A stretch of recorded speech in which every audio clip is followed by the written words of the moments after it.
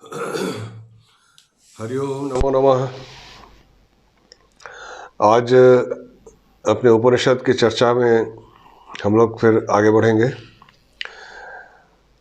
जैसा कि पिछले दिनों हम ईशोपनिषद के मंत्रों पर चर्चा कर रहे थे, उसी को आगे बढ़ाते हुए अब हम अगले मंत्र पर जाएंगे। अगला मंत्र 8वां मंत्र है। इससे पहले हम 7 मंत्रों पर चर्चा कर चुके हैं।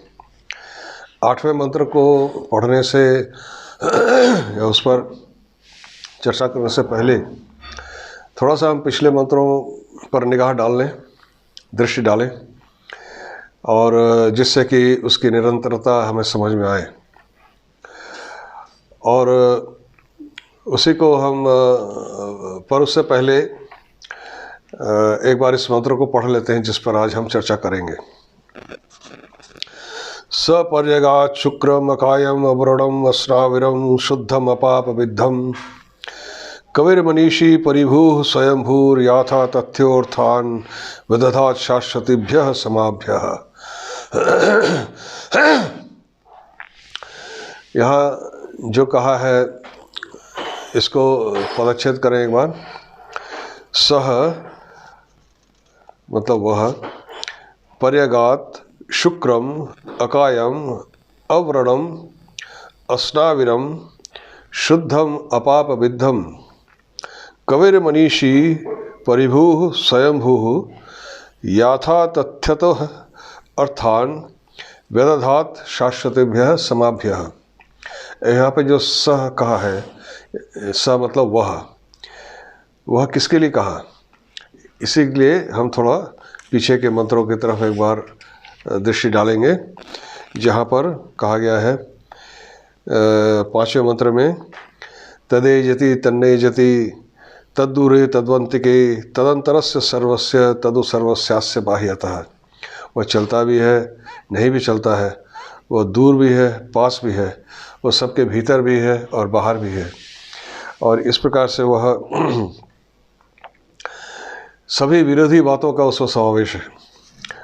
और इसी को जब कोई देख लेता है अपने भीतर और सभी वस्तुओं में, तब वो क्या करता है, तब उसका क्या होता है, तथा न विजुगुप्सते, वह फिर किसी की निंदा नहीं कर पाता, क्योंकि उसे फिर किसी में बुराई नहीं दिखाई देती। वह उससे एकात्म हो जाता है। बुराई का मतलब दोष, अपवित्रता इत्यादि। तो अब हम इसको पढ़ेंगे, इस मंत्र को। तो पीछे जो बात कही गई है उसी का यहाँ पर एक तरह से आगे के वह क्या है जिसकी उपलब्धि होती है, उसी का वर्णन यहाँ मिलेगा। वर्णन क्या, एक प्रकार से समझ लीजिए कि उसको उसकी एक धारणा दी गई है। सह वह क्या है, पर्यगात् परि अगात, अगात का मतलब है चला गया, और परि का मतलब चारों ओर से। जैसे हम परिक्रमा शब्द का प्रयोग करते हैं ना, जब मंदिर के चारों ओर हम घूमते हैं तो उसे हम परिक्रमा कहते हैं।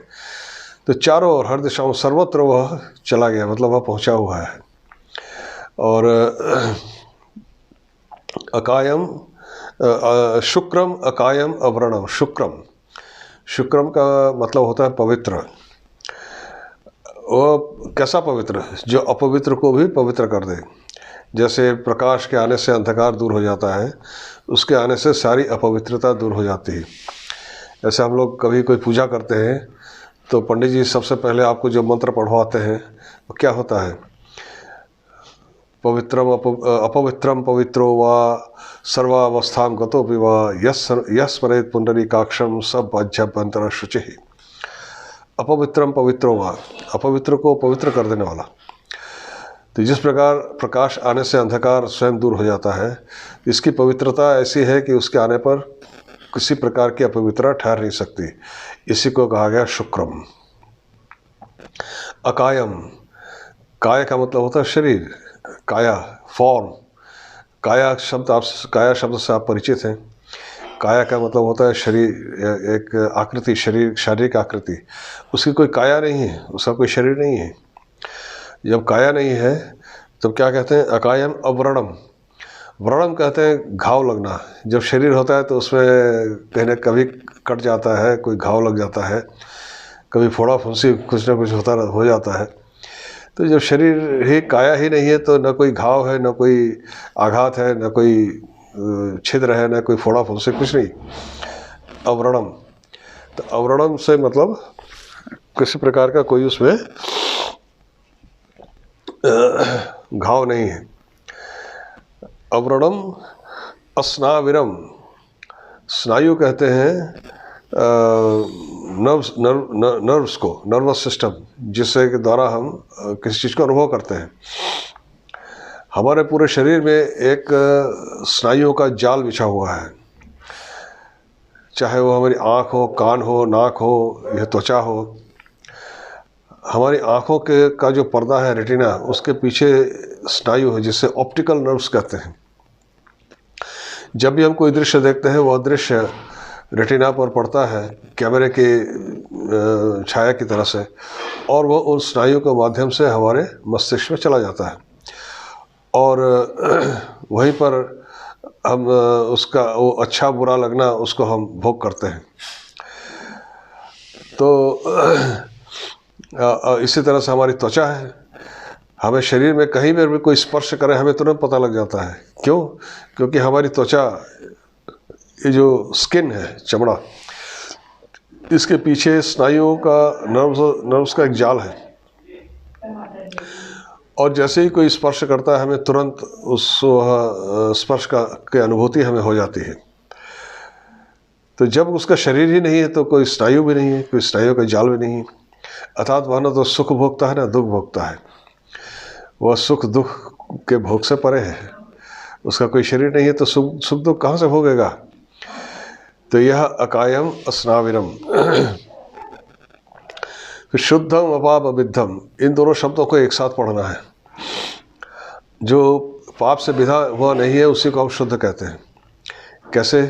जैसे हम कहते हैं कि शिशुओं में, बच्चों में ईश्वर है, हम मानते हैं। बच्चों में को ही ईश्वर का स्वरूप मानते हैं। क्यों मानते हैं? क्योंकि उसमें अभी काम का उन्मेष नहीं हुआ है। काम का मतलब है सेक्सुअल डिज़ायर। यह सेक्सुअल डिज़ायर, यही जड़ है काम। तो बाकी सब कामनाएं तो उसकी टहनियाँ हैं। और जैसे जैसे वह शिशु बड़ा होता है और जब उसमें काम का उन्मेष होता है, और तभी पाप का भी प्रवेश होता है। आज के दिन में जो युवक हैं, वो जब शिशु थे तब सब एक जैसे ही थे। आज आपको देखते हैं कोई अच्छा काम कर रहा है, कोई बुरे काम भी कर रहे हैं, कुछ अलग अलग तरीके से लोग कर रहे हैं। युवावस्था को प्राप्त करने के बाद अलग अलग तरीके से लोग अपने अपने तरीके काम करते हैं। वो जब यह काम का उन्मेष होता है तभी पाप भी प्रवेश करता है। इसी को क्रिश्चियनिटी में ओरिजिनल सिन भी कहा है। क्रिश्चियनिटी के बारे में आपने यह कहानी सुनी होगी कि जो गॉड, ईश्वर ने सबसे पहले आदम को बनाया, वह अकेला था। तो उसको एक साथी देने के लिए उसकी पसली से उन्हें ईव, एक स्त्री की रचना कर दी, और उनको दिव्य जो उनका उद्यान था ईडन, वहाँ पर छोड़ दिया। कहा कि तुम दोनों अब यहाँ रहो, परंतु एक वृक्ष को दिखाया, इस वृक्ष का फल मत खाना, निषिद्ध फल, इस फल को नहीं खाना है। तो दोनों आनंद से वहाँ रहते थे, घूमते थे, और आपस में जो भी उनका साहचर्य था चलता रहता था। तब शैतान ने एक दिन उनको बहलाया, फुसलाया, और वह फल खाने के लिए उकसाया। वो उसके उकसाने में आ गए और उन्होंने वो फल खा लिया। उसके बाद ईश्वर उस बगीचे में आए, आदम को ढूंढते हुए आए तो आदम को बुलाया, आदम कहाँ हो तुम, सामने आओ। आदम ने कहा मैं तुम्हारे सामने नहीं आ सकता। बोला क्यों? क्योंकि मैं नंगा हूँ। तो भगवान समझ गए कि इसने निषिद्ध फल खा लिया है, वरना ऐसे नंगेपन का एहसास कैसे हुआ? अभी तक तो नहीं था। एक शिशु को किसी नंगेपन का एहसास नहीं होता। बड़े भले ही कपड़े पहने होते हैं, उन्हें अपने नंगेपन का, पर एक शिशु को कभी नंगेपन का एहसास नहीं होता। वो एकदम उलंग रह करके बड़े आनंद में है। उसे कुछ नहीं पता कि वो नंगा है या कपड़े हैं। चाहे कपड़े पहनाओ तब भी जैसा नंगा हो तब भी वैसे ही। तो उसको जब नंगेपन का एहसास हुआ, अर्थात उसमें पाप प्रविष्ट कर गया। इसी को कहा गया ओरिजिनल सिंह, पाप। अपाप विद्धम। तब ईश्वर ने कहा कि तुमने मेरा कहना नहीं माना, निषिद्ध फल को खाया है, इसलिए तुम इस दिव्य उद्यान में रहने के योग्य नहीं हो, तुम पृथ्वी पर जाओ। तो दोनों को पृथ्वी पर भेज दिए। तो इसीलिए क्रिश्चियन आज भी प्रार्थना करते हैं, मुझे पाप से निकालो, मैं पापी हूँ कहते रहते हैं। तो वास्तव में वह एक अलग विषय है, कभी चर्चा करेंगे। पापी कोई नहीं है। हम अगर ईश्वर के जो उपलब्धि जो करना चाहता है, उसे अपने अंदर उस शुद्धता की, उस दिव्यता की उपलब्धि करनी होती है। वह दिव्य भाव सब में है। कुछ उससे उसका प्रकाश किसी में कम है, किसी में ज़्यादा है, और उसी दिव्यता को हमें प्राप्त करना है। और यही बात स्वामी विवेकानंद ने भी अपने प्रवचनों में बार बार कही है। चलिए उस पर कभी आगे चर्चा करते करते आएंगे। अब आगे चलते हैं। शुद्धम अपाप विद्धम, यह वह जिसकी बात हम कह रहे हैं, जो चलता भी है, नहीं भी चलता है, अंदर भी है, बाहर भी है, वह क्या है? वह पूरी तरह शुद्ध है, अपाप विद्ध है। उसमें किसी प्रकार की कामना नहीं। जब शरीर नहीं है तो उस काम का उन्मेष कहाँ से होगा? है ही नहीं। इसलिए वह शुद्ध है। कबीर मनीषी परिभू स्वयंभू। कवि, कवि कहते हैं क्रांतदर्शी, अर्थात जो अतिक्रांत हो गया, अतीत, परंतु बाई एप्लीकेशन, मतलब उसका तात्पर्य वेदों में केवल अतीत से नहीं है, अतीत, वर्तमान, भविष्य, सब, जो सभी तीनों कालों में जो फैला हुआ है, वह कवि ही। और मनीषी के अर्थ होता है मन को नियंत्रण करने वाला, कंट्रोलर ऑफ द माइंड। मन को नियंत्रण करना किस अर्थ में? कि इस संसार में जितने भी जीव हैं, चाहे मनुष्य हो, पशु पक्षी हो, कीट पतंग हो, सब अपना अपना कार्य एक निश्चित ढंग से करते चले जा रहे हैं, और उसमें उसका कोई अपनी इच्छा कार्य नहीं कर रही है। एक मधुमक्खी फूल से मधु निकालती है और छत्ता बनाती है। किसने सिखाया उसको मधु निकालना और छत्ता बनाना? यह जो शासन है, नियंत्रण है, हर कीट पतंग से लेकर के पशु पक्षी मनुष्य के भीतर प्रविष्ट है। इसी को पहले मंत्र में कहा गया था, ईशा वास्यम इदम सर्वम। उसका शासन सर्वत्र फैला हुआ है, उसमें बसता है, उसका निवास है। तो हर शरीर में, हर प्राणी में उसके शासन का निवास है, उसका मन, हर एक के मन में उसका नियंत्रण है, और इस नियंत्रण के द्वारा ही समस्त कुछ, सब कुछ चल रहा है। फिर कहते हैं परिभू। परि का भी मैंने अर्थ बताया, अभी अर्थ आपने सुना। परि का मतलब है चारों ओर से। तो चारों ओर मतलब सर्वत्र, भू का अर्थ है होना, एग्जिस्टेंस, वर्तमान। तो जो सर्वत्र, सब जगह जो वर्तमान है वह परिभू। और स्वयंभू, कोई भी पशु हो, पक्षी हो, प्राणी हो, वो किसी से जन्म लेता है। पक्षी, कीट वगैरह ये अंडे से जन्म लेते हैं, वह अंडा फिर उसकी माँ देती है।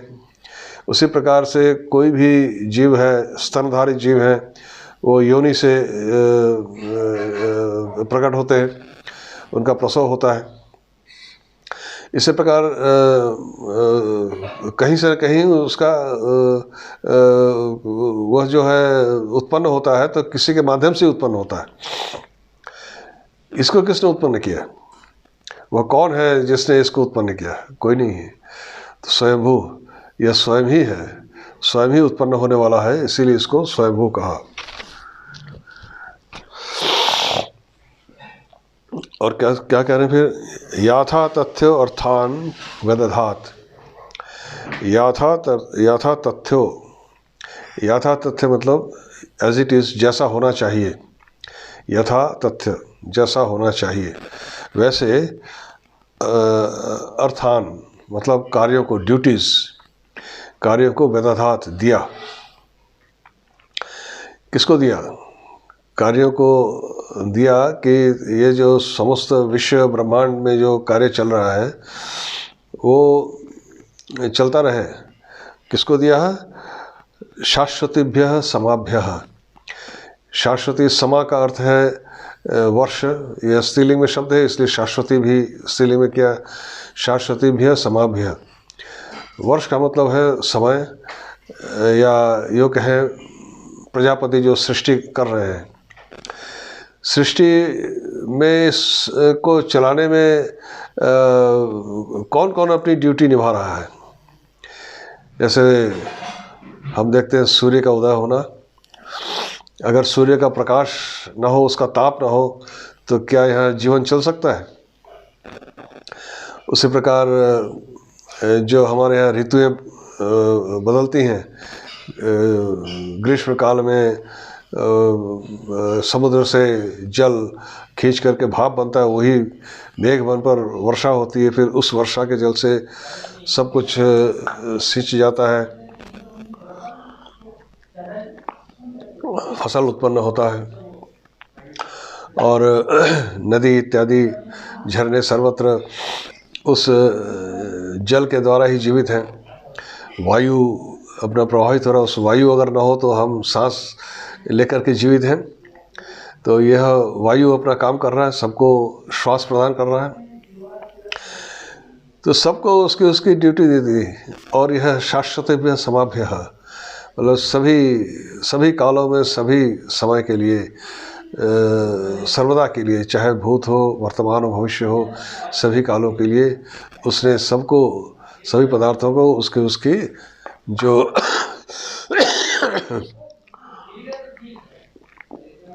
ड्यूटीज़ हैं, कार्य हैं, वो उसको दे दिए हैं।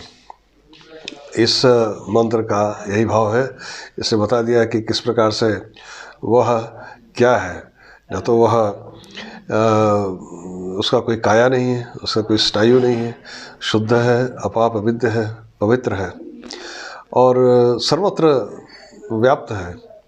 और उसी का नियंत्रण सभी प्राणियों के मन को वह नियंत्रित कर रहा है। उसी के नियंत्रण से सारा कुछ चल रहा है। और केवल प्राणी नहीं, ये जितने सृष्टि के जितने और अवयव हैं, अंग हैं, वो सब भी उसका कार्य उसके आदेश पर ही कर रहे हैं। चाहे अग्नि हो, वायु हो, सूर्य हो, चंद्र हो, ये सब अपना अपना कार्य कर रहे हैं और यही उसका स्वरूप है। और इसको फिर आगे और क्या क्या कहा है, फिर आगे के मंत्रों में एक एक करके धीरे धीरे आगे बढ़ेंगे। आज इतना ही। नमो नमः। पुनर्मिलामः।